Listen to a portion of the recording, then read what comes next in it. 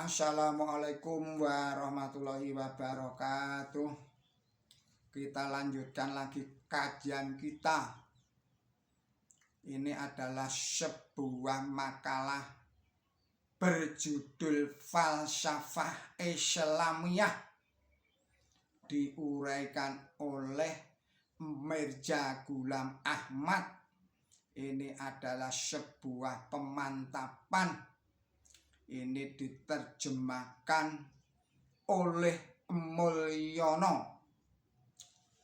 Saudara-saudara, para penonton channel Kereweng Aji yang berbahagia, Assalamualaikum warahmatullahi wabarakatuh. Kita tidak bisa mencapai kesempurnaan rohani tanpa menggunakan berbagai kekuatan yang diselaraskan dengan tempat dan waktu, dengan berpegang teguh kepada jalan yang ditunjukkan Allah yang Maha Kuasa, dan berserah diri sepenuhnya kepada kehendaknya. Barang siapa yang mengorbankan dirinya di jalan Allah Ta'ala tidak bisa hidup tanpa dia. Ibarat ikan yang dikorbankan oleh tangan Allah Ta'ala, sedangkan kecintaan Allah Ta'ala adalah lautannya, tempat di mana ikan tadi itu hidup. Saudara-saudara, para penonton channel Kereweng Aji yang berbahagia, mengulang masalah ini seperti yang telah kami sampaikan. 3 sumber yang mempengaruhi pembentukan watak manusia, yaitu nafsu yang membangkang atau nafsu amarah, kemudian nafsu yang menyesali dirinya sendiri atau nafsu lawamah, dan nafsu yang tenang yaitu nafsu mutmainah. Selaras dengan itu terdapat pula 3 derajat pembangunan yang selaras benar dengan ketiga sumber tadi itu. Pada derajat pertama berkenaan dengan orang biadab, yang memang menjadi kewajiban kita untuk memperbaiki agar menjadi orang yang sopan dengan mengajarkan tata cara hidup pergaulan sehari-hari. Langkah pertama untuk menuju kesopanan, yakni mengajarkan kepada orang biadab tadi itu jangan sampai berjalan dengan telanjang, jangan sampai makan bangkai, dan jangan sampai membiasakan perbuatan-perbuatan kasar yang lainnya. Ini merupakan tataran kemajuan manusia yang paling rendah untuk mengangkat manusia yang belum pernah mendapatkan cahaya kemajuan sama sekali. Mula-mula perlu dibimbing menapak ke derajat ini dan dilatih budi pekerti yang sederhana. Apabila sudah terbiasa dengan kehidupan yang sederhana, baru bisa naik ke tataran yang kedua.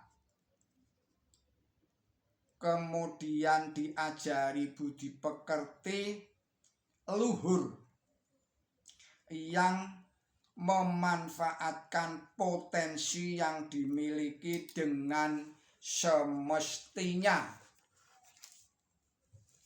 Barang siapa yang sudah bisa mendapatkan budi pekerti yang luhur itu, berarti ia sudah sanggup meningkat ke derajat yang ketiga. Di sana sesudah kesempurnaan,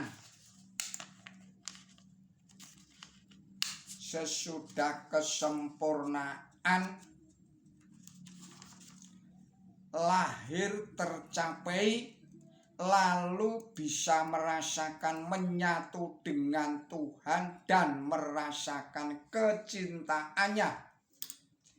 Inilah perwujudan derajat yang ketiga yang diisyaratkan oleh Quran suci, yang perlu dilakukan oleh semua orang yang berupaya dengan menempuh jalan Tuhan yang Maha Kuasa.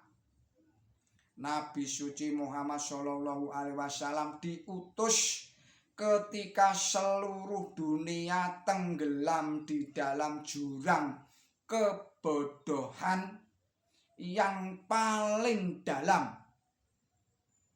Terhadap masalah ini Quran suci menyatakan bismillahirrahmanirrahim, telah timbul kerusakan di daratan dan di lautan.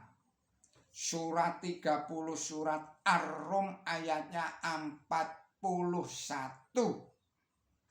Kalau kata-kata ibarat ini ditafsirkan dengan kata-kata yang terang, maksudnya para ahli kitab, yaitu umat yang telah diberi kitab oleh Tuhan yang Maha Kuasa dan yang belum pernah minum sumber wahyu, semuanya menjadi rusak.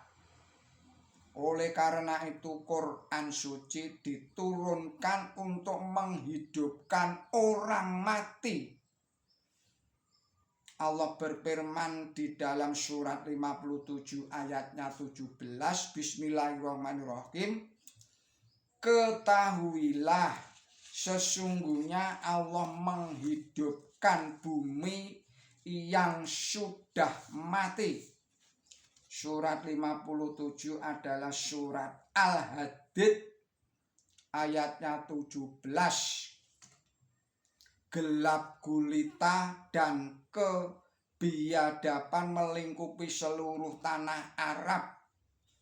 Di zaman itu tidak ada norma hidup kemasyarakatan yang ditegakkan.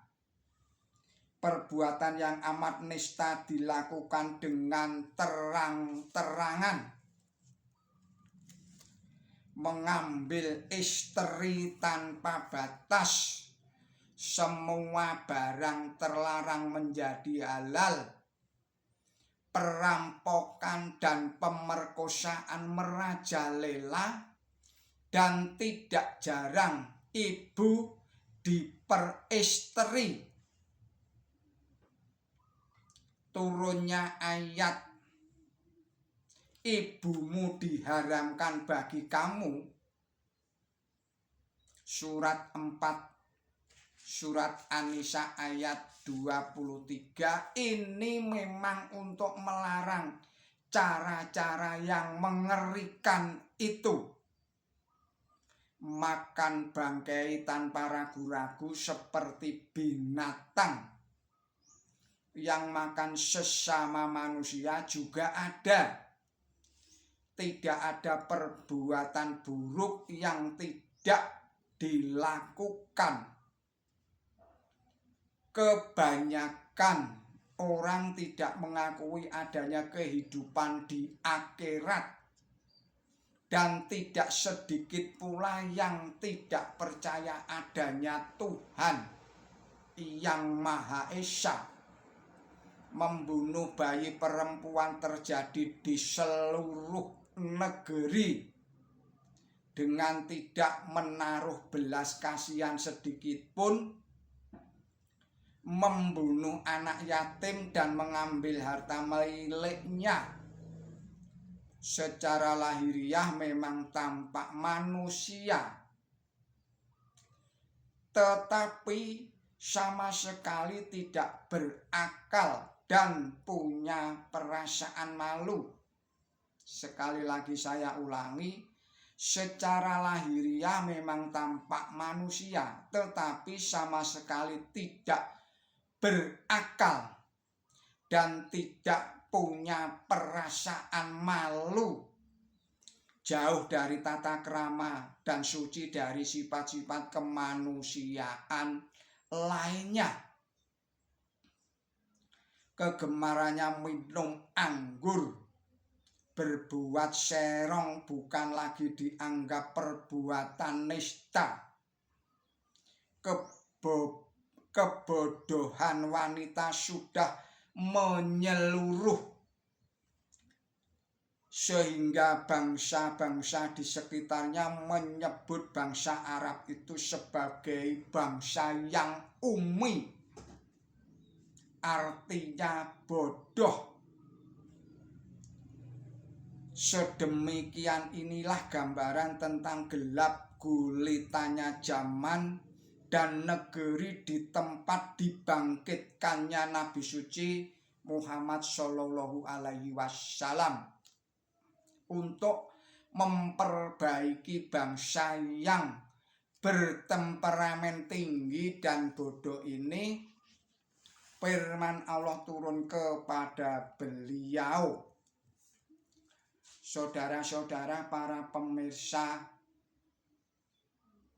channel Kereweng Aji yang berbahagia, kita akhirkan dahulu video ini, kita sambung lagi pada video-video yang berikutnya.